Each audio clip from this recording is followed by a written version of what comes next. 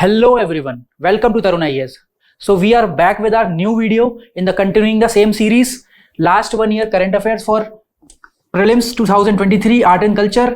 इसके पहले हम 2 वीडियोस PYQs का डिस्कस कर चुके हैं। कंटिन्यूइंग द सेम सीरीज 2017 से हम नेक्स्ट क्वेश्चन स्टार्ट कर रहे हैं, नेक्स्ट सेट ऑफ क्वेश्चंस। और इसके पहले मैं अभी डिस्कस करता हूं कि हमने क्या क्या डिस्कस कर लिया है। जो इस सीरीज को कंटिन्यू करेंगे आप, तो पूरा आर्ट एंड कल्चर आपका अच्छे से इन डेप्थ रिवाइज हो जाएगा। ठीक है, तो चलिए स्टार्ट करते हैं। तो अभी तक इस सीरीज में हम ये सारे वीडियोस कवर कर चुके हैं इन आर्ट एंड कल्चर। इसके साथ साथ हम इकोनॉमी और एनवायरनमेंट की सीरीज भी और सी साइड की भी सीरीज आपके लिए लेके आए हैं। तो पहले वीडियो आया था 1 year current affair for part 1, ठीक है। Second was regarding temple architecture, ठीक है, जिसमें हमने इंपॉर्टेंट टेम्पल्स इन न्यू सारे कवर किए थे। Third was important art forms of India, folk art forms हमने डिस्कस किया था अलॉन्ग विद द PYQs। इसके बाद जो नेक्स्ट वीडियो आया था वो important GI tags in news का आया था। एंड देन हमने यूपीएससी के आर्ट एंड कल्चर के PYQ डिस्कस किए थे। उसी सीरीज को कंटिन्यू करते हुए आज पार्ट 3 लेके आया हूं मैं PYQ डिस्कशन का। ठीक है, आप बड़े शांति से, बड़े आसानी से ये क्वेश्चन सॉल्व कीजिए। इसके साथ साथ हमारी एनवायरनमेंट और इकोनॉमी की सीरीज भी कंटिन्यू चल रही है। ये लास्ट वीडियो इसमें आया था और ये वाला लास्ट वीडियो इसमें फॉर इकोनॉमी आया था। ठीक है, तो इसको भी आप साथ साथ फॉलो कर सकते हैं। चलिए पहला क्वेश्चन देख लेते हैं। 2017 में ये क्वेश्चन आया। What is the question? With reference to the difference between the culture of Rigvedic Aryans and Indus Valley people, ठीक है, which of the following statement is are correct? पहले तो यहाँ पे correct पूछा है, 2017 में ये क्वेश्चन आया था। First statement is Rigvedic Aryans used the cost of mail and helmet in warfare, whereas people of Indus Valley civilization did not leave any evidence of using them। यानी मिल और हेलमेट यूज किया या नहीं किया, इसके regarding पहले statement है। Second statement is Rigvedic Aryans knew gold, silver and copper। Second is Indus Valley people knew only copper and iron, ठीक है। Third statement is Rigvedic Aryans had domesticated the horse, whereas there is no evidence of Indus Valley people having been aware of this animal। ये उस साल का काफी controversial question था। जब तक आंसर की जाए तब तक खासकर ये स्टेटमेंट कि हॉर्स का एविडेंस था या नहीं था इंडस वैली पीपल से रिलेटेड, ये बहुत कंट्रोवर्सी का पार्ट रहा। इस पर चर्चाएं होती रहीं। अभी के लिए आप इसमें देखिए, इसका आंसर है यूपीएससी की जब फाइनल आंसर की आई तो उन्होंने स्टेटमेंट 1 और 3 को करेक्ट माना। यानी evidence of Indus valley people, evidence of horse in the Indus valley civilisation, they considered कि हाँ भाई एविडेंस ऑफ हॉर्स मिला था। इसके अलावा सेकंड स्टेटमेंट गलत क्यों है, आप सीधे सीधे बात देख लीजिए। आयरन इज द की फैक्टर। जो इंडस वैली सिविलाइजेशन के लोगों को वहां कोई एविडेंस नहीं मिला है कि आयरन से रिलेटेड कोई चीज मिली हो, तो वो कॉपर एज का है। ठीक है, आयरन एज बाद में आई है, तो this statement is definitely wrong. इसके बेसिस पे हम स्टेटमेंट सी इज करेक्ट। ठीक है, option C is correct. So let's see the explanation, तो आपको और क्लियर हो जाएगा। So answer is C 1 and 3 only. ठीक है, and so answer is C 1 and 3 only।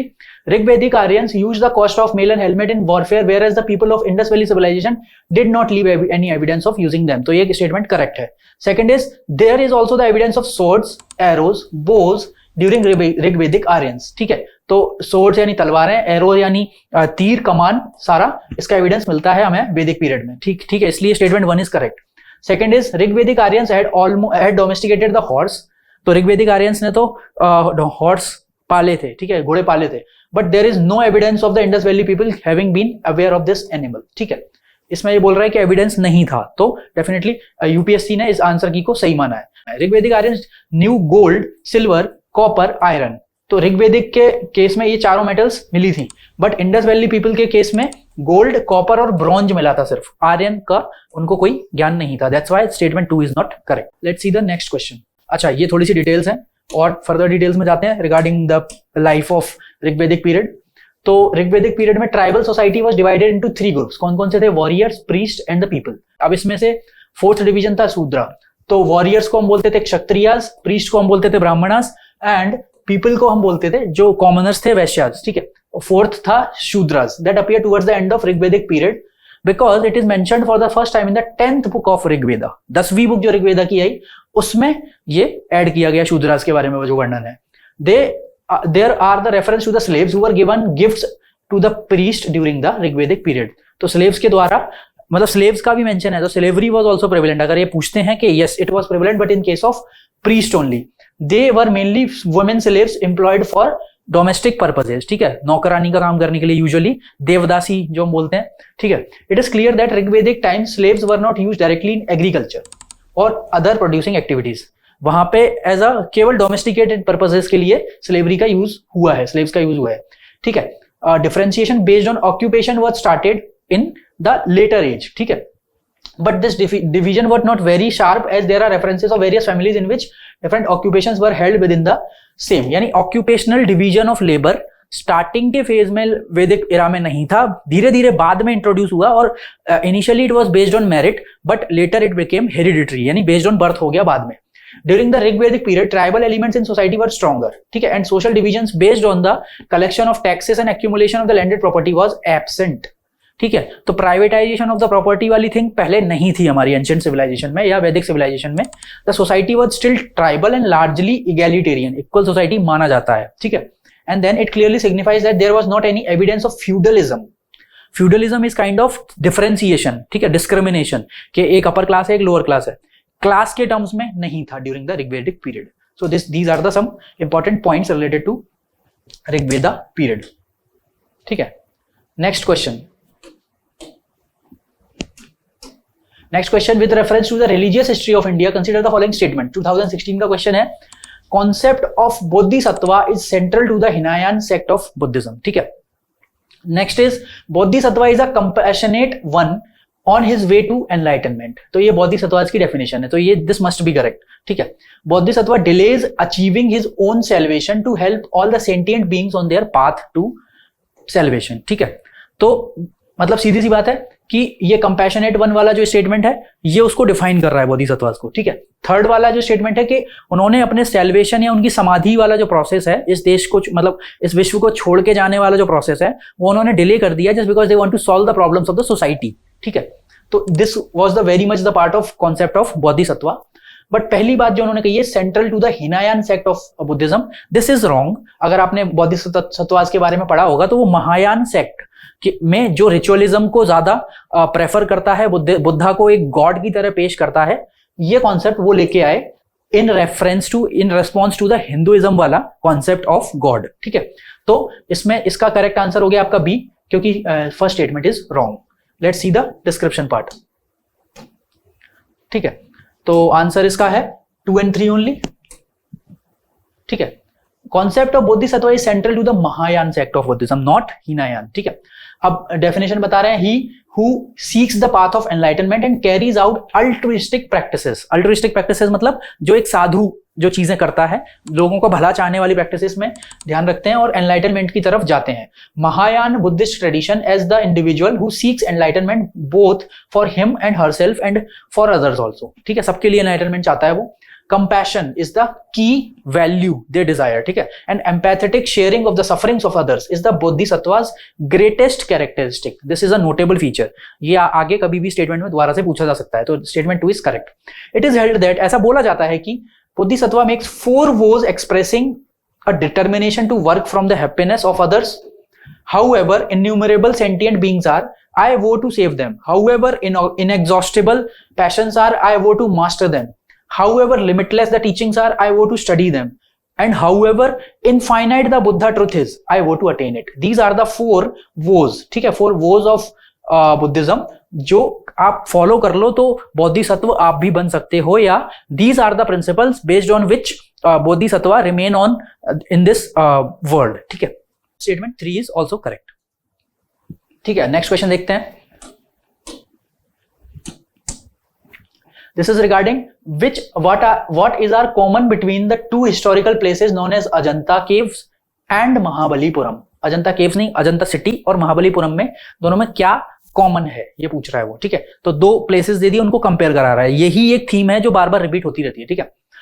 Both were built in the same period. तो सबसे पहले आपको क्रोनोलॉजी बताना चाह रहा है कि क्या ये दोनों कंटेम्परेरी हैं। ये पर्सनैलिटी स्पेसिफिक भी कई बार इस तरह का क्वेश्चन आता है, ठीक है। तो जो भी जब आप पढ़ाई कर रहे हैं या रिवाइज कर रहे हो तो एक बार मतलब दिमाग से कनेक्ट कर लो चीजें कि इस टाइम पे जैसे नॉर्थ में ये पर्सनैलिटीज काम कर रहे थे या ये पर्सनैलिटीज एक्टिव थे, at the same time south में कौन एक्टिव था या डेकन पार्ट में कौन एक्टिव था या नॉर्थ ईस्ट पार्ट में कौन एक्टिव था। थोड़ा थोड़ा हमें आइडिया पर्सनैलिटी स्पेसिफिक भी रखना पड़ेगा, ट्रेवलर स्पेसिफिक भी रखना पड़ेगा, और जो लिटरेचर लिखी गई क्या ये सेम कंटेम्परेरी टाइम में लिखी गई कि नहीं लिखी गई, ये एक इंपॉर्टेंट थीम है जिससे यूपीएससी रिपीट करती रहती है क्वेश्चन, ठीक है। तो both were built in the same period, दूसरा both belong to the same religious denomination, यानी बुद्धिज्म से या हिंदुइज्म दोनों ही से ही हैं क्या दोनों, and both have rock cut monuments, ठीक है। तो सेम पीरियड तो बिल्कुल नहीं है, ठीक है, क्योंकि Ajanta caves were built in the Chalukyan age, ठीक है। Mahabalipuram is, you tell in the comment section, या हम अभी डिस्क्रिप्शन में देख लेंगे। Third is rock cut monuments, तो सेम रिलीजियस डिनोमिनेशन भी नहीं है, because one belongs to totally to the Hinduism and this belongs to totally to the Hinduism, and this is Buddhism plus Jainism plus Hinduism, तीनों है यहाँ पे, ठीक है। तो सेकंड स्टेटमेंट गलत हो गया, पहला भी गलत है क्योंकि दोनों सेम पीरियड से नहीं है, and third is rock cut monuments, तो definitely this should be the correct one, ठीक है। तो B is the correct answer for this question, ठीक है। अब let's see the explanation part, ठीक है, ठीक, दिस इज द एक्सप्लेनेशन, तो आंसर इज सी ओनली, ठीक है। एग्जैक्ट टाइम पीरियड आपको यहां पे मेंशन है, Ajanta caves in Aurangabad district of Maharashtra are about 30 rock cut Buddhist caves monuments which date from 2nd century BC to the 480 CE, यानी 200 BC से लेकर 480 AD तक का या 600 AD तक का यहाँ पे कंस्ट्रक्शन हुआ है, और ये बुद्धिस्ट केव है, ठीक है। 100% बुद्धिज्म है यहाँ पे अजंता में, तो जो मैं बोल रहा था वो एलोरा के लिए था कि बुद्धिज्म, जैनिज्म एंड हिंदुइज्म तीनों के टेम्पल्स एलोरा केव्स में है, ठीक है। तो ये स्ट्रिक्टली बुद्धिस्ट है क्या, Ajanta. Next is there is some evidence of architectural activity going back to the period of Mahendra Varman, ये स्ट्रिक्टली एडी में है, ठीक है, द फादर ऑफ मम्मला, ठीक है। Most of the monuments were attributed to the Narasimha Varman first and Mamalla जो पल्लवा रूलर है, ठीक है। तो Ajanta caves were excavated in different period, तो ये पुरानी है, ये नई है, तो स्टेटमेंट 1 तो इनकरेक्ट हो गया। अब Ajanta belong to the Buddhist religious denomination, strictly Buddhist है, वाइल महाबलीपुरम में क्या है, अर्जुना पीनेंस एक इंपॉर्टेंट स्कल्पचर है वहां पे, देन जलसायन पेरुमल टेम्पल, ठीक है। तो ये सारे टेम्पल्स वैष्णवाइट्स को डेडिकेटेड हैं, ठीक है, वैष्णवाइट्स यानी हिंदुइज्म, विष्णु, लॉर्ड विष्णु के लिए, ठीक है। Next statement is both are the rock cut monuments because cave cut chaityas, viharas and stupas are found in Ajanta, definitely जो टेम्पल्स बने वो भी रॉक कट थे, एंड जो यहां पे केव्स बनाई गई वो भी सारे रॉक कट थे, so statement 3 is correct. Next question, with reference to the cultural history of India, memorising of the chronicles, dynastic histories and epic tales was the profession of which of the following, ठीक है। ये important term related question है कि भाई ये particular काम कौन करता था, ठीक है। तो एक एडमिनिस्ट्रेटिव टर्म्स की लिस्ट आपको काफी सारी बुक्स या ऐसे हैंडआउट्स या पीडीएफ्स मिल जाते हैं जिसमें आपको लिस्ट ऑफ क्या नाम है important administrative and societal terms जो एंशिएंट और मिडिवल हिस्ट्री में पॉपुलर रहे हैं उसको आप ट्रैक करो। इस पे एक क्वेश्चन हर साल श्योर शॉट आता ही है, ठीक है। तो इस क्वेश्चन का आंसर है सीधा सीधा मगध, ठीक है। इसमें बोला है कि ट्रिएटाइजेस, डायनेस्टिक हिस्ट्रीज और एपिक टेल्स, ये काम लिखने का काम प्रोफेशन में जो मगध नाम का जो टर्म होता था या प्रोफेशन होता था ये लोग करते थे, ठीक है। So answer for this question is D. Let's see the explanation part. इसमें मैंने सारा बता दिया है कि कौन कौन क्या क्या होता है, ठीक है। अगर थोड़ा टाइम मिला तो I will create a important terms का कंपाइलेशन वाला वीडियो जिसमें आप एक क्विक वीडियो में पूरे इंपॉर्टेंट टर्म्स जो आज तक यूपीएससी ने पूछे हैं वो और जो पूछे जा सकते हैं वो मैं एक बनाने की कोशिश करता हूं आपके लिए, ठीक है। सो with respect to this question, memorizing of chronicles, dynastic histories or epic tales was the work of a different group of people called Sutas and Magadhas, who were the descendants of priestly families of the Vedic period. तो जो सुत या फिर मगध थे सिर्फ वही ये काम करते थे, राजाओं से रिलेटेड हिस्ट्री लिखने का काम, ठीक है। तो इसका आंसर मगध है। श्रमण मीन्स सीकर, यानी जो कुछ खोज रहा है, किसी चीज की खोज में है।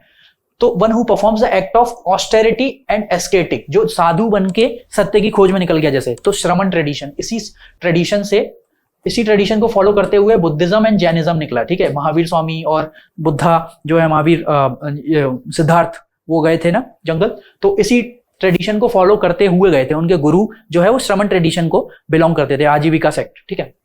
Next is Agraharika. इसका मतलब होता है one who probably looked after the lands given in the charity. तो जो भी लैंड्स दान किए जाते थे, तो अगर आपसे कोई बोले एंशिएंट और मिडिवल टाइम में क्या दान की जाती थी property, definitely it was gifted, but privatisation of the property नहीं था, ठीक है। लेकिन उस पे जो भी टैक्सेस वगैरह लगाए जाते थे पहले भी, ठीक है, लेकिन privatisation of the property started in British era, ठीक है। सो अग्रहारी का मतलब जो लैंड की देखभाल करता है, भूमि की देखभाल करता है, ठीक है। अगला है Parivrajaka, it means one who roams around all around the place, मतलब जो परिवार को छोड़ के निकल जाता है। परिवार पहला वर्ड है परिवार, और रजक आजक, परिवार को छोड़ के निकल जाने वाला यानी साधु, इसका भी उसी से रिलेटेड है, ठीक है। So let's see the next question. Okay, next question is, ये सीधा सीधा फैक्चुअल क्वेश्चन आया था, अगर आपने पढ़ा होगा तो आप इसका आंसर दे पाओगे। Who of the following had first deciphered the addicts of emperor Ashoka, ठीक है। ये सीधा क्वेश्चन एनसीईआरटी से आया था, अगर आपने न्यू एनसीईआरटी पढ़ी हो या आर्ट एंड कल्चर वाली पढ़ी हो, उसमें भी ये मेंशन है, ठीक है। तो इसका सीधा सीधा आंसर है जेम्स प्रिंसेप। अब थोड़ा सा इसमें वैल्यू एडिशन करने के लिए मैंने आपको डिस्क्रिप्शन में चारों के बारे में कुछ कुछ होमवर्क दे दिया है, मतलब काफी कुछ लिख के दे दिया है। इससे ज्यादा फर्दर अगर कोई क्वेश्चन इस पे बनता है तो आराम से आप you will be able to answer, ठीक है। सो लेट्स सी, पहले थोड़ा सा अशोका के बारे में देख लेते हैं कि हु अशोका वाज। तो he was the son of Bindusara, कब से कब एक्टिव थे, 269 टू 232 बीसी, ठीक है। हिज अदर नेम्स वर देवनम पिया और पियादासी, ये इसके इंपॉर्टेंट नाम हैं जो फेमस थे। राजा बने 269 बीसी में, ठीक है। And then he was famous for the battle of Kalinga.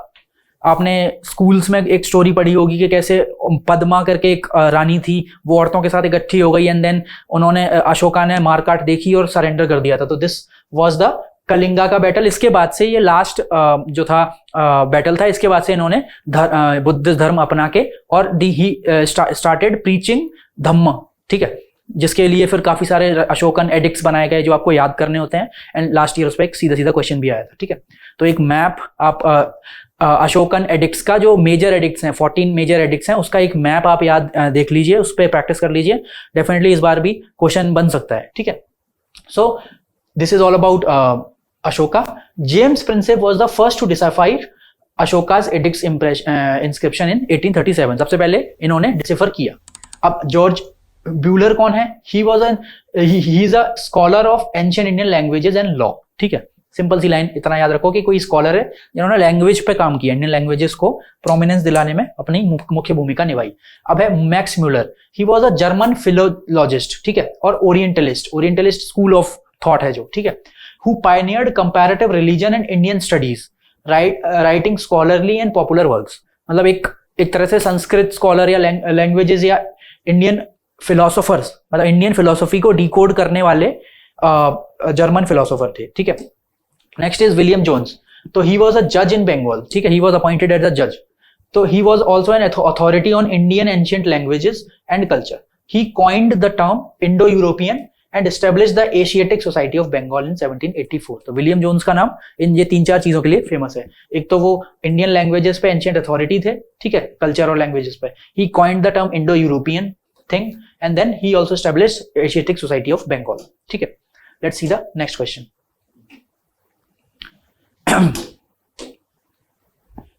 So the next question is, which of the following books of ancient India has the love story of the son of the founder of the Shung dynasty? 2016 में आया था ये question, ठीक है। ऐसी कौन सी story है, literature से क्वेश्चन आया है ये, ऐसी कौन सी लिटरेचर है जो शुंग डायनेस्टी के फाउंडर के बेटे के बारे में बात करती है? फैक्चुअल क्वेश्चन आता है तो करोगे, नहीं तो आगे बढ़ जाओगे। तो अगर आपने थोड़ा सा भी शुंग डायनेस्टी के बारे में पढ़ा हो तो पुष्यमित्र, ठीक है, तो ये मालविका अग्निमित्र से रिलेटेड है, ठीक है। वैष्णवाइट थे ये राजा और इनकी डायनेस्टी, ठीक है। काफी परसिक्यूशन भी हुआ था इनके टाइम पे, परसिक्यूशन ऑफ बुद्धिस्ट, जो लेस टॉक्ड अबाउट है, but yeah it happened during his regime की ब्राह्मणिकल ट्रेडिशन दोबारा से प्रोमिनेंस में आ गया था, ठीक है। So let's see the description part. Correct answer is Malavika Agnimitra. It is a Sanskrit play written by Kalidasa, 5th century CE में लिखा गया। It narrates the love story of king Agnimitra the Shunga emperor in Vidisha Bhopal MP, ठीक है। आपको कमेंट सेक्शन में बताना है विदिशा का एंशिएंट नेम जो एंशिएंट टेक्स्ट में मेंशन है, क्योंकि दिस कैन बी आस्क्ड, ठीक है। Agnimitra was the son of Pushyamitra Shunga, जो फाउंडर था शुंग डायनेस्टी का, उनका बेटा था Agnimitra. He Kalidasa is the most distinguished dramatist and he treated the rus of love in all its possible manifestation. ठीक है, तो he is the most celebrated poet of India, Kalidas. ठीक है, इनको हम जो है शेक्सपियर ऑफ इंडिया भी बोलते हैं. Next is Swapna Vasavadattam is a Sanskrit play of the 6 acts written by भाष्य. ये भी एक राइटर है, प्रोमिनेंट राइटर है, इनका लिखा हुआ प्ले है, संस्कृत प्ले स्वप्न वसवदत्तम. नेक्स्ट इज मेघदूत, अगेन ये कालिदास ने ही लिखा. ठीक है, next is Ratnavali, Sanskrit drama, ये किसने लिखा? प्रिंसेस रत्नावली पे है, और किंग उदयन की बात करता है, और ये लिखा किसने? हर्षवर्धन ने लिखा था. ठीक है, रत्नावली. चलिए नेक्स्ट क्वेश्चन देखते हैं. Okay, so this is also 2016 का क्वेश्चन. इसमें देखिए, with reference to the cultural history of medieval India. ठीक है, कंसीडर द फॉलोइंग स्टेटमेंट. अब यहाँ पे भी टर्म्स पूछ रहा है. Siddhars and Sittars of Tamil region were the monotheistic and condemned idolatry. इनके बारे में बात कर रहा है, सीधा सीधा फैक्चुअल क्वेश्चन है. Next is Lingayats of Kannada region questioned the theory of rebirth and rejected the caste hierarchy. ठीक है, हाईली फैक्चुअल, अगर आता होगा तो ही आप इसको आंसर कर पाओगे. और ये दोनों चीजें, ये दोनों स्टेटमेंट इसलिए दिए गए थे क्योंकि उस साल वो चर्चा में थे. ठीक है, it is one of the most difficult questions जो 2016 के पेपर में था, करंट से लिंक होके. ठीक है, इसका आंसर था सी. दोनों स्टेटमेंट सही हैं. थोड़ा सा डिस्क्रिप्शन देख लीजिए, आपको फर्दर अगर कोई क्वेश्चन बनता है तो उसमें हेल्प करेगा शॉर्ट सॉल्व करने में. ठीक है, सो the important information is almost all the Siddhas believe in the oneness of all creations, monotheism. ठीक है, and they preached a philosophy of love, service and condemned the idolatry. इसलिए statement 1 is correct. तो जो सिद्धार्थ थे उन्होंने idolatry को condemn किया, philosophy of love and service को के बारे में preach किया, and they supported monotheism. ठीक है, next is almost all of the Siddha songs were composed in Twelite language, यानी वहां की local language में. Then Basavanna is the founder of Lingayatism. Lingayat के बारे में ये वाला है. बसवन्ना उस साल उनकी एनिवर्सरी थी, बर्थ एनिवर्सरी, इसलिए ये क्वेश्चन पूछा गया था. And strongly against the rigid practices of the caste system. दोनों ही कॉन्सेप्ट्स को कनेक्ट किया है विद कास्टिज्म. तो यही चीज करते हैं यूपीएससी क्वेश्चन पूछते समय, एक फेनोमेनन उठाएगी. ठीक है, एंड देन अलग अलग टाइम के लोगों को कनेक्ट करेगी, अलग अलग टाइम के एम्परर्स को, ट्रेवलर्स को, या लिटरेचर वालों को, ये सब लोगों को कनेक्ट करके, and then they ask something कि भाई इसने किया था या इसने नहीं किया था. एक चीज को गलत कर देगा and then you have to identify. ठीक है, Basavanna was the Brahmin and a minister in the court of Kalachuri ruler. ठीक है, कालाचुरी डायनेस्टी के जो रूलर थे. His followers were known as वीर शैवाज, यानी शिव के followers, and Lingayats, wearers of the linga. तो इनके फॉलोअर्स, बसवन्ना के जो फॉलोअर्स हैं वो वीर शैवा या फिर लिंगायत्स माने जाते हैं. They used to believe that there is no rebirth. तो ये इंपॉर्टेंट टर्म है कि Lingayats do not believe in the rebirth, concept of rebirth, and on death devotee reunites with Shiva, never coming back to the world. मतलब वो ये मानते हैं कि उनको मोक्ष एक बार में ही प्राप्त हो जाता है. पुनर्जन्म वाला जो कॉन्सेप्ट है, it doesn't happen according to the Lingayats. Hence Lingayats of the Kannada region question the theory of rebirth and rejected the caste system, caste hierarchy. तो ये चीजें दोनों ने ही करी है, सिद्धार्थ ने और लिंगायत, दोनों बिलीफ सिस्टम्स ने ऐसा कास्ट सिस्टम को जो है अपोज किया. Next question. Next question again asked in 2016. ठीक है, तो आप ये देख रहे हैं जितने भी टफ क्वेश्चंस बन रहे हैं जो किसी से सॉल्व नहीं हो रहा, they are picking it from ancient, medieval and art and culture. तो और हर बार क्वेश्चन का जो पैटर्न है वो, आप एक इंडस वैली सिविलाइजेशन ले लो और इसके अलावा थोड़ा सा बुद्धिज्म, जैनिज्म ले लो, वो थोड़ा प्रेडिक्टेबल नेचर का आता है. इसके अलावा बाकी सारे क्वेश्चन जो है वो रैंडमली पिक्ड आते हैं. You don't have much option. आप अपनी टेक्स्ट कितनी भी पढ़ सकते हो लेकिन एक लिमिट तक. ठीक है, हर चीज याद नहीं कर सकते, तो उसी के प्रोपोर्शनल आप अपने अदर सब्जेक्ट्स पे फोकस करो. इसमें बस आप प्रीवियस ईयर क्वेश्चन को थोड़ा सा होमवर्क कर लो और जो बेसिक टेक्स्ट है उसको आप अच्छे से रिवाइज कर लो. ठीक है, so this is the key. Let's see this question. ठीक है, इरीपटी टर्म आया है. Eripatti land revenue from which was set apart for maintenance of village tank, पहला. सेकेंड इज स्थानीयर्स. ठीक है, villages donated to a single Brahmin और अ ग्रुप ऑफ ब्राह्मण्स. ठीक है. Third is Ghatikas. क्या ये colleges generally attach to the temples हैं? तो इसमें से कौन से सही से करेक्टली मैच्ड हैं ये बताना है हमको. इस केस में अकॉर्डिंग टू द आंसर की this is wrong, rest is 1 and 3 is correct. ठीक है, so the answer for this question is D. Let's see the explanation part. इस केस में देयर इज नथिंग जिसके बेसिस पे आप common sense या कोई तुक्का लगा के इस क्वेश्चन को अटेम्प्ट कर पाओगे. It was indeed a difficult question. ठीक है, तो ऐसे क्वेश्चंस में हमें सीधा मूव ऑन कर जाना होता है. कुछ भी अगर फंस रहा है इसमें एलिमिनेशन भी यूज नहीं होगा. इफ यू आर श्योर कि भाई 3 को एलिमिनेट करके हम इस पे आ सकते हैं, डेफिनेटली नॉट. केवल 3 अगर गलत होता then you could have arrived at option A. Otherwise अब इस केस में आपका आइडिया है तो आप कर लोगे, लेकिन इस केस में 3 सही है तो आप कोई भी ऑप्शन एलिमिनेट इसमें नहीं कर पा रहे हो. ठीक है, तो definitely this D should be the correct answer. Let's see the explanation part.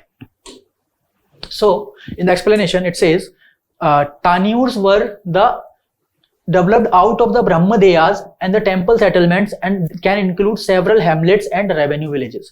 यानी ग्रुप ऑफ विलेजेस भी दान किया जा सकता था और उस पर्टिकुलर टैक्स को या जो पर्टिकुलर जमीन दी जाती थी उसका टर्म था brahmadeya.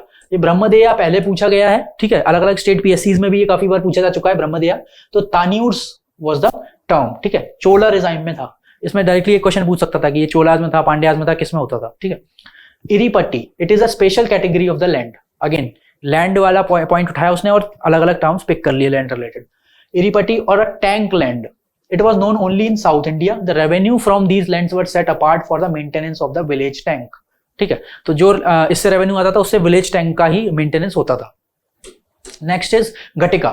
Pallava king of ancient Tamil country who ruled from their capital city Kanchipuram from 4th to 9th century were known as patrons of scholars and set up घटिकास. ठीक है, तो अलग अलग स्कॉलर्स को उन्होंने पैट्रनाइज किया और उसका जो ग्रुप बनाया उसको घटिकास बोलते हैं. तो घटिका क्या था? Were the most important educational institution in South India during ancient times and the most important Ghatika of the Pallavas was located in Kanchipuram. तो घटिका बेसिकली क्या है? एक एजुकेशनल इंस्टीट्यूट जिसमें स्कॉलर्स को लाके उसको पैटर्नाइज करके और एजुकेशन प्रदान की जाती थी. तो इंस्क्रिप्शन से और क्या मिलता है कि most of these Kings looked after this institution with great care. It was known as an important educational center even in the 4th century AD, and an epigraph of Kadamba king records that his ancestors, a scholar named Mayura Sharman, along with his teacher Veer Sharman, to this institution from far away Goa, and Ghatikas were separate from the temples. Temple से कोई connection नहीं था, एक तरह से education institute है. यहाँ पे स्कॉलर्स को ला रहे हैं और उनको पैटर्नाइज करके एजुकेशन फैलाने का काम किया जा रहा है. ठीक है, तो यहाँ पे याद रखने वाली बात सीधी सीधी ये है, घटिका क्या है? एक एजुकेशनल इंस्टीट्यूशन है. ठीक है, जो उसमें सबसे इंपॉर्टेंट था कांचीपुरम वाला पल्लवाज का घटिका. ठीक है, एक नाम भी आपको मेंशन है कि मयूर शर्मन या फिर वीर शर्मन, ये टीचर्स थे, स्कॉलर्स थे, इनको लाया गया from Goa and Ghatikas were created and they were separate entities. Temples से इनका लेना देना नहीं था. They were the separate entities from the temples. ठीक है,